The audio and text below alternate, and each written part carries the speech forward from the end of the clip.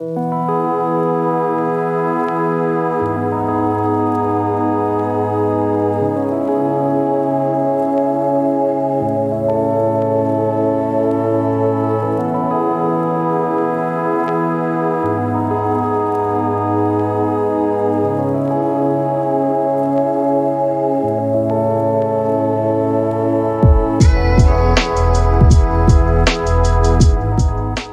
what's going on, guys? Welcome back to Bigger's Garage. Today we have a 1989 Toyota MR2, but not just any MR2. This is a from factory supercharged MR2.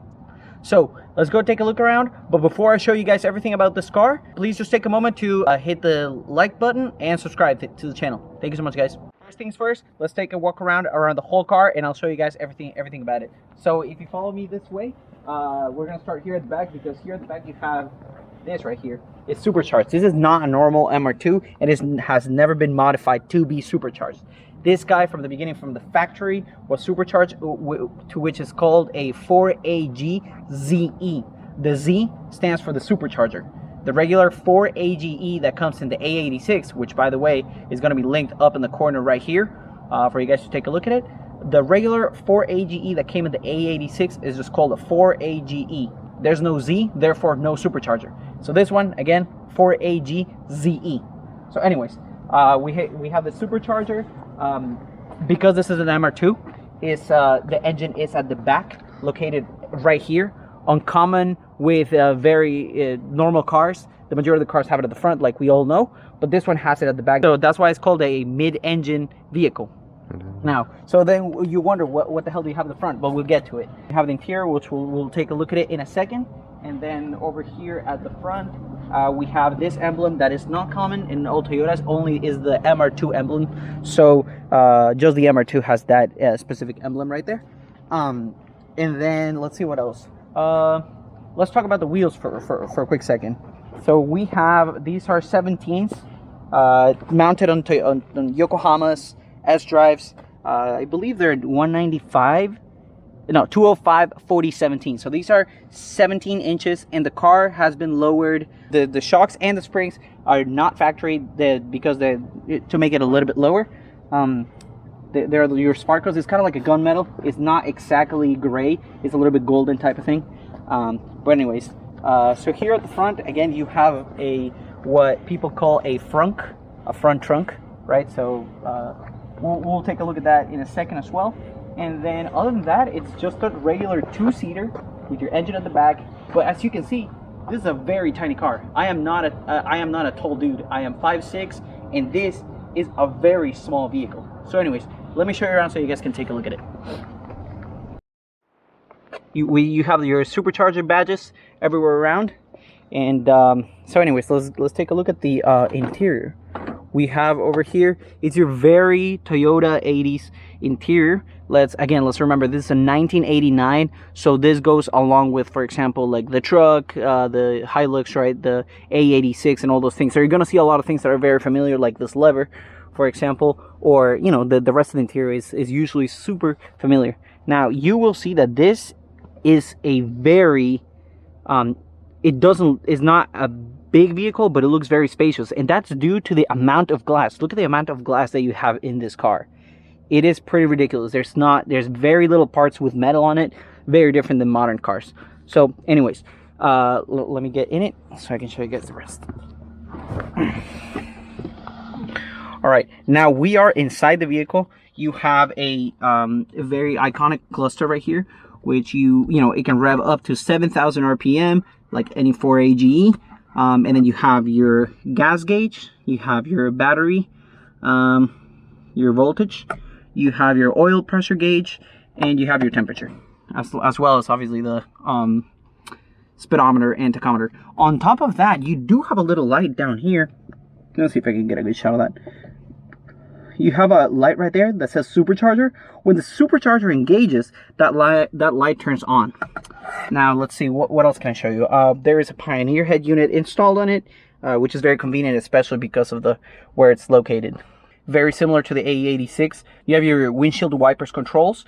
You can put all these modes, and you have that lever that you know, looks kind of like a spaceship type of thing. On top of that, on this other side, you have the light settings, so that you can do all the pop-up lights and all that stuff. Everything works. So anyways, it's very similar to the A86 in the matters of that your controls right here, the only thing they control is the turn signals, and this one controls the cruise control, which at least my A86 does not have. Then you have your motorized mirrors, and then this one has power windows all around, so you can see. And then you have your gooch cooler. And let's see, you also have another one right here. So your vents, you have 1, 2, 3, 4, 5, and 6 vents coming your way. So if you want all the air in the world, you can have it. Then if we look up, we have, this is a target top that does not come in all options of the MR2. This specific one has it, so you can come over right here, you unlock them, and you take this out, and you can take the entire assembly out, and you end up with just this bridge right here, and without the glass, if you want to go to the beach or one of those things right there. Then let's see what's going on, guys. And then let's see, you have the signature seats that have the lumbar support. They have all the side adjustments, as well as obviously sliding in every direction. So you have multiple comfort features. You have a secondary, I guess you can call it glove box compartment. You have a compartment, a storage compartment right here, which everybody wear a mask, please. And you can store your stuff right there, or you can, and then you have, well, this one specifically, this one has tweeters at the back, so that for music purposes. You have your speakers in the corners, which is very unusual for this type of stuff.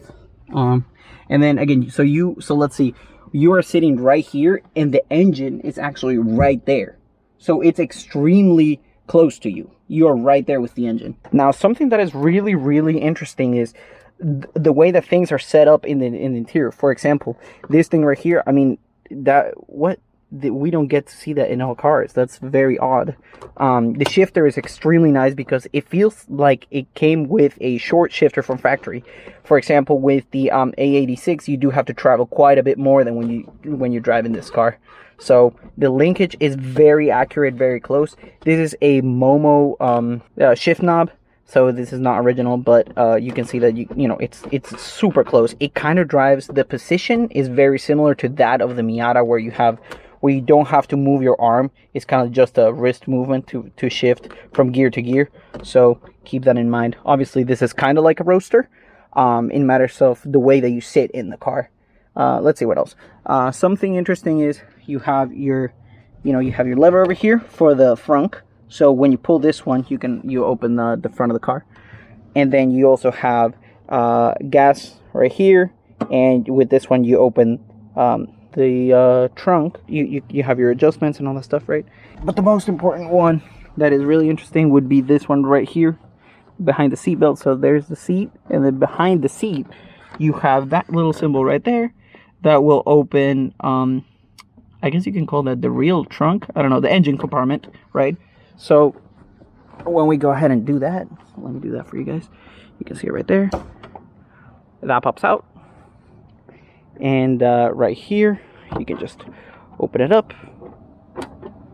And you have the 4AGZE. Again, that's for the supercharger. And let me give you a quick tour of what this is all about. It's your regular 4AGE that you might find in other vehicles. This is a first generation, so a blue letters, right? But it comes with a supercharger. You have your MSD distributor right there, your cables and all that stuff. You have a, let's see, the supercharger will be located right here. And then you have your alternator all the way down there. And if you want to get to your timing belt and all that stuff, that'll be in here.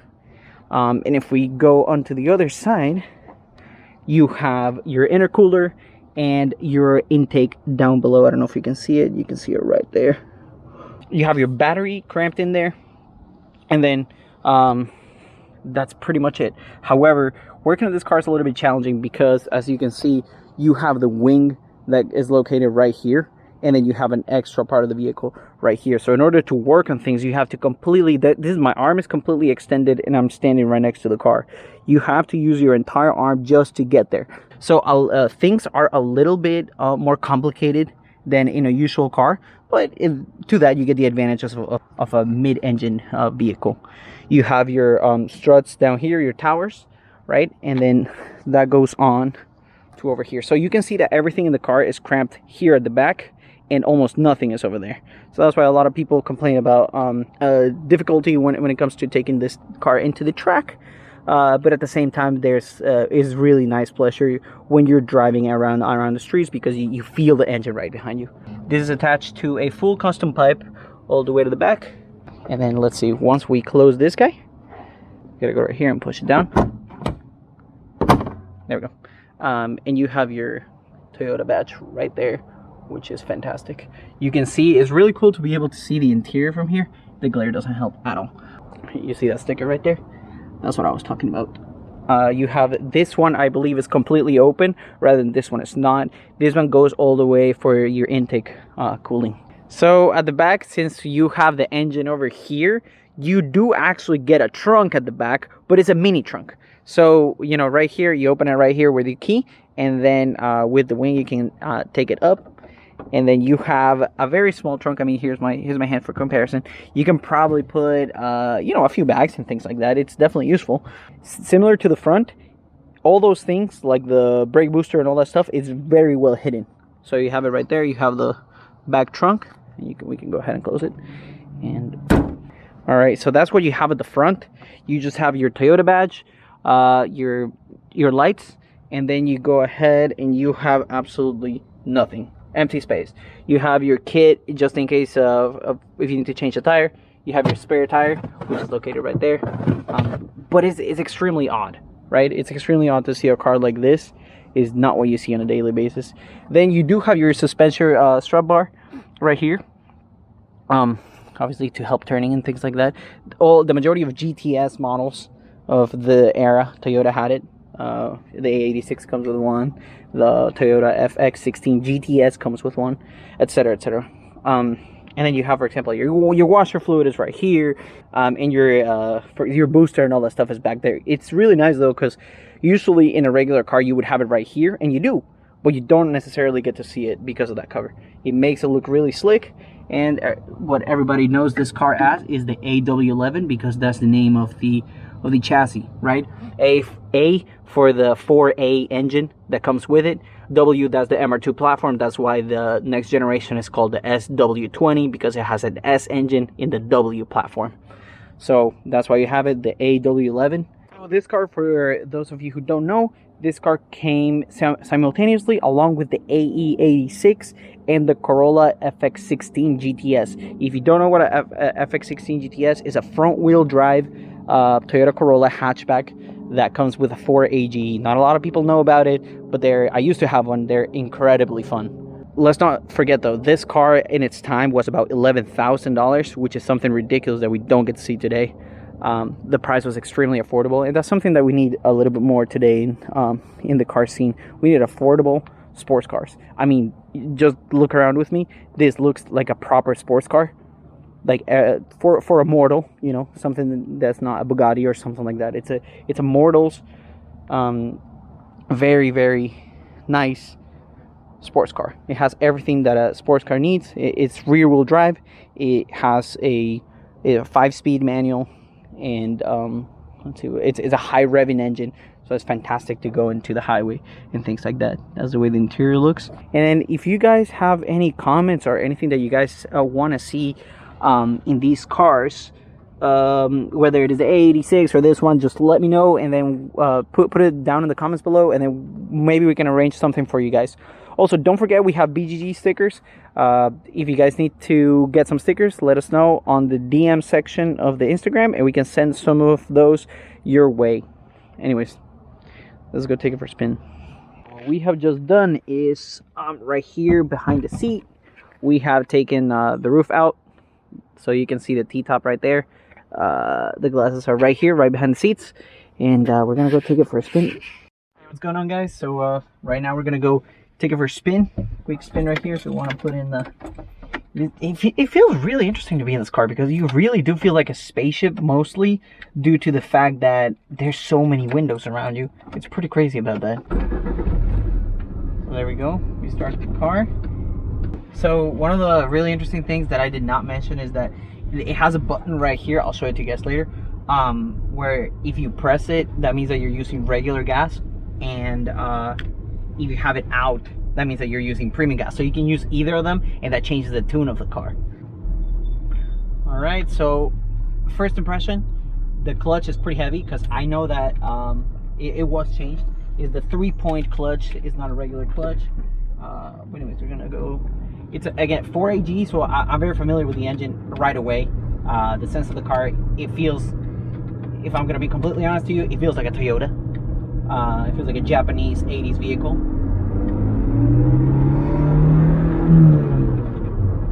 And it sounds like it's supercharged. It definitely feels a little bit more torquey than the regular 4AG blue letters.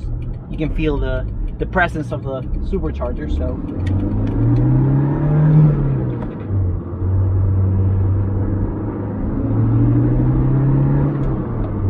it drives fantastic, not gonna lie to you. I'm actually really happy about that. This is a very responsive throttle. It goes, wow. It's unlike the regular 4AGE, the blue letters, for example, from an A86. This thing, it really does make you feel like you're in a true sports car. The other one, yeah, the A86, yeah, it's absolutely a legend, but it feels like a regular car that's been tuned to drive amazing and feel amazing. This car, you can tell that from scratch was never supposed to be a normal vehicle, was never supposed to be a Corolla, a grocery getter, right? You can tell that the car, for example, when I put the foot down,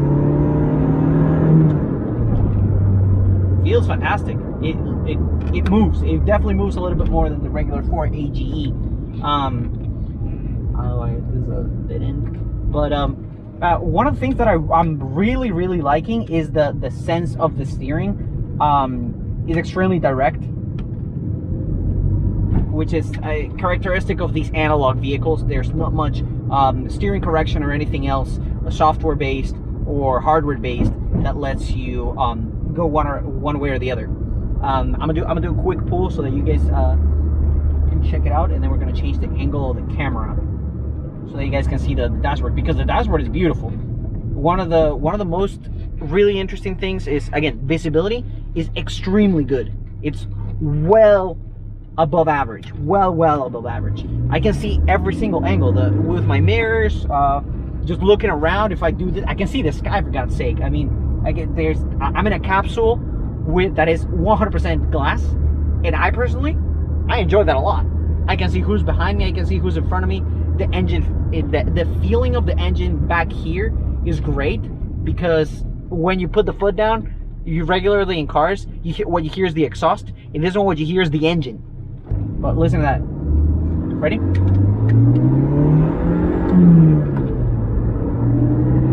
You can hear the presence of the supercharger. You can hear it doing its thing, right?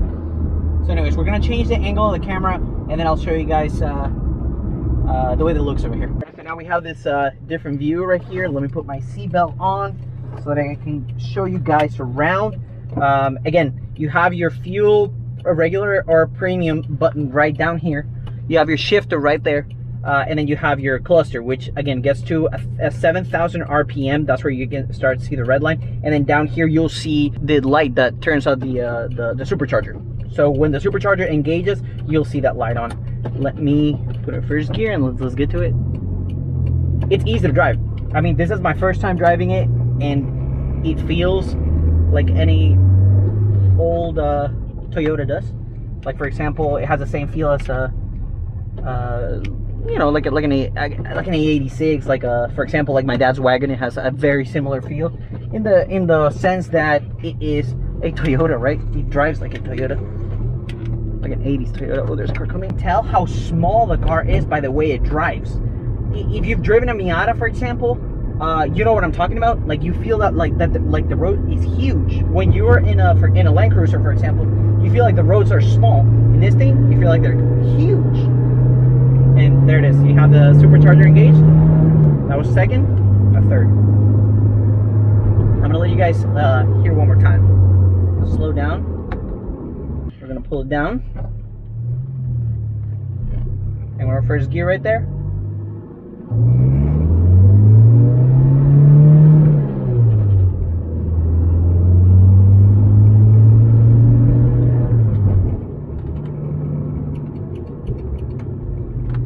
And then one really cool thing, I don't know if you guys can see it right there, but look at that dashboard. So the LEDs were all changed so that they're red instead of that green, that yellowish. So they're a lot better.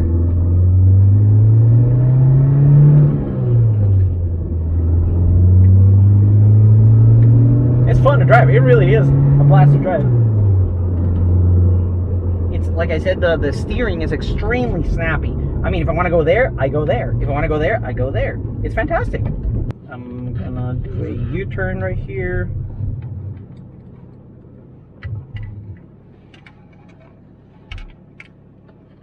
See, look at that. I was able to do a U-turn without having to change 2 points. I just turn around. That's it. It's a tiny car. It's pretty fantastic to drive. It's comfortable. It's doable. I mean, I'm sitting here in the seat. Again, I'm not a big guy, but I have plenty of space. In the majority of cars, I do.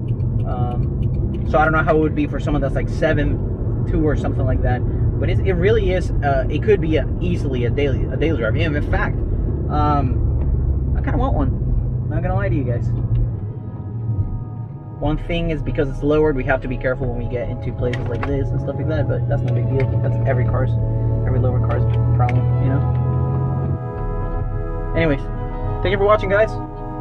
Hope you guys appreciated the video. Let me show you one last thing. Look at that. Super cool. Let's see it.